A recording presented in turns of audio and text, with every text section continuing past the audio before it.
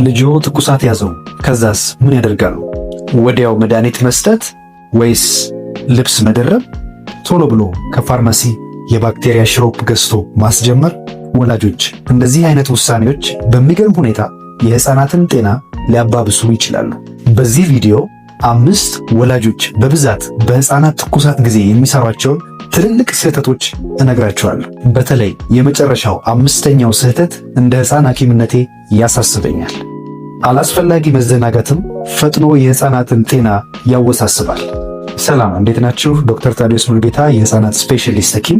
በዚህ ቻናል ወላጆችን የሚጠቅሙ ጤነኛ ልጅ እንዲያሳድጉ የሚረዱ መረጃዎች የምታገኙበት ነው። ታዲያ በየሳምንቱ አዳዲስ መረጃዎች ወደ እናንተ እንዲደርስ ቻናሉን ሰብስክራይብ ማድረግ እንዳትረሱ። ወደ መጀመሪያ ጉዳይ እንለፍ።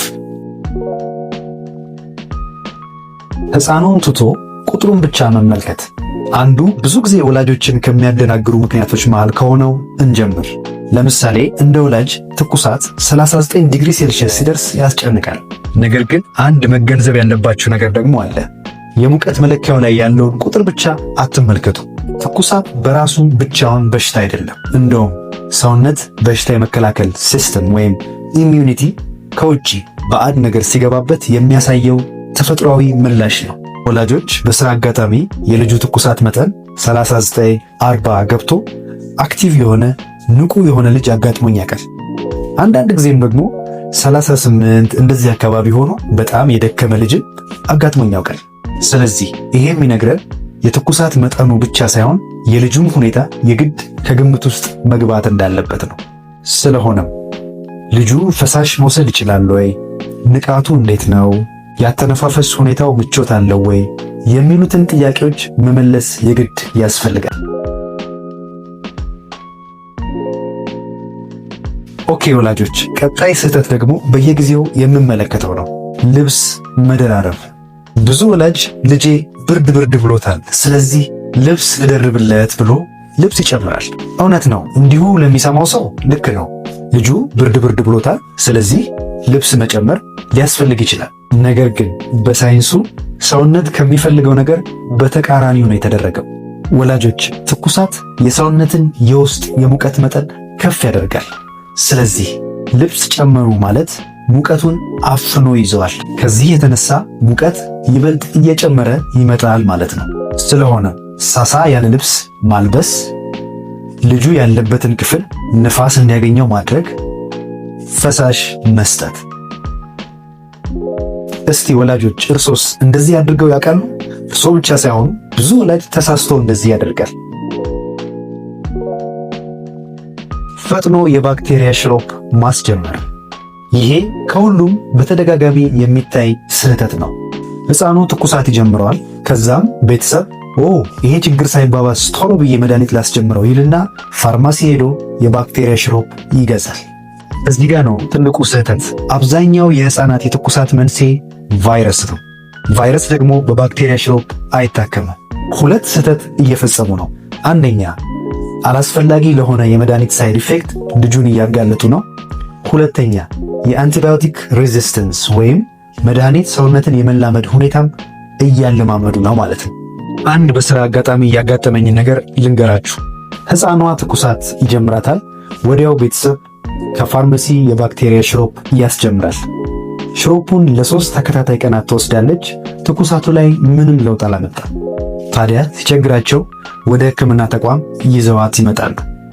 ቼክ ስናደርጋት ውስጧ የተገኘው ቫይረስ ሆኗል። እንደውም በባክቴሪያ ሽሮፑ ምክንያት ተቅማጥ ጀመራት። አላስፈላጊ ለሆነ ሳይድ ኢፌክት እንደውም አጋለጣት። ስለዚህ ከዚህ ስህተት የምንማረው ነገር ለሁሉም ትኩሳት የባክቴሪያ ሽሮፕ ገዝቶ ማስጀመር ስህተት መሆኑን ነው። ኦኬ ወላጆች፣ እስካሁን ሁሉም ወላጅ ማወቅ ያለበትን 3 ስህተቶች አውርተናል። 2 ዋና ዋና ስህተቶች ይቀሩናል።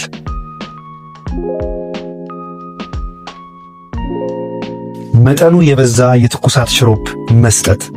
ብዙ ቤተሰብ ይጠይቀኛል፣ ዶክተር ምን ያህል ልስጠው? ምን ያህል ፓራስታሞል ልስጠው? አይቡፕሮfen ልስጠው ይለኛል። ትክክለኛው መጠን በልጆ ኪሎ ላይ ይወሰናል፣ በዕድሜ አይደለም። አንዳንድ ጊዜ ሕፃኑ ዕድሜው 3 ዓመት ሆኖ ኪሎ ከዛ በላይ ሊሆን ይችላል። አንዳንድ ጊዜም ደግሞ 7-8 ዓመት ሆኖ አንደርዌት ሊሆን ይችላል። ስለዚህ በዕድሜ ክልል ብቻ ተሳስተው እነዚህን የትኩሳት መድኃኒቶች ለልጆ ደጋግመው ቢሰጡ አላስፈላጊ ለሆነ ጉዳት ልጆን ያጋልጣሉ። ስለዚህ አንደርዶዝም ኦቨርዶዝም መሆን የለበትም። በትክክለኛ የሕፃኑ ኪሎ መሰረት የሚሰጡ መድኃኒቶች ናቸው። ብዙ ጊዜ ለቤተሰብ የምመክረው ምክር የመድኃኒቱን መጠን ለመለካት ኪችን ውስጥ ካለ ማንኪያ ይልቅ ሽሮፑ ላይ ካለው ከራሱ መለኪያ አሊያም ስሪንጅ መጠቀም ያስፈልጋል። ሁለቱን ኦፕሽኖች ተጠቀሙ።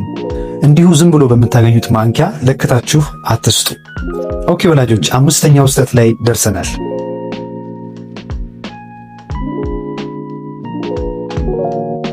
ትኩሳት ብቻ ነው ብሎ የአደጋ ምልክቶችን ችላ ማለት። መግቢያ ላይ እንደነገርኳችሁ 5ኛው ስህተት በጣም ያሳስበኛል ብያቸዋለሁ።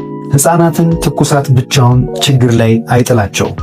ተያይዞ የሚመጣ ችግር ግን የበለጠ የከፋ ጉዳት ያደርስባቸዋል። ስለዚህ ሕፃኑን ቼክ አድርገው ሙቀት አለው ብቻ ብለው ካለፉ ዋናው ከጀርባ ያለውን የትኩሳቱን መንስኤ ችላ ብለዋል ማለት ነው። አሁን የምዘረዝራቸው ምልክቶች ዴንጀር ሳይንስ ወይም ችላ መባል የሌለባቸው የአደጋ ምልክቶች ናቸው። ለመተንፈስ መቸገር፣ ተደጋጋሚ ማስመለስ፣ ከፍተኛ ድካም፣ ፈሳሽ አልቀበልም አልወስድም ማለት፣ ማንቀጥቀጥ፣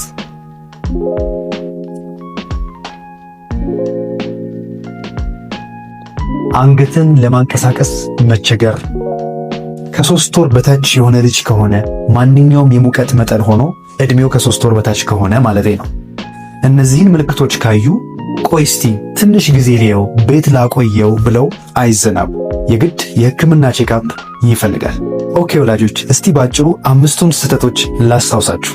የትኩሳት ቁጥሩን ብቻ ማየት፣ ሕፃኑን አለመመልከት፣ ልብስ መደራረብ፣ አላስፈላጊ የባክቴሪያ ሽሮፕ መስጠት፣ የትኩሳት መድኃኒትን በትክክለኛ መጠን አለመስጠት፣ የአደጋ ጊዜ ምልክቶችን አለመገንዘብ።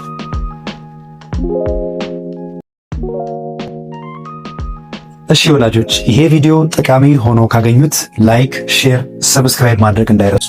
ለሌሎች ቤተሰቦችን ሊጠቅም ስለሚችል ያጋሩ። ስለተከታተላችሁኝ አመሰግናለሁ።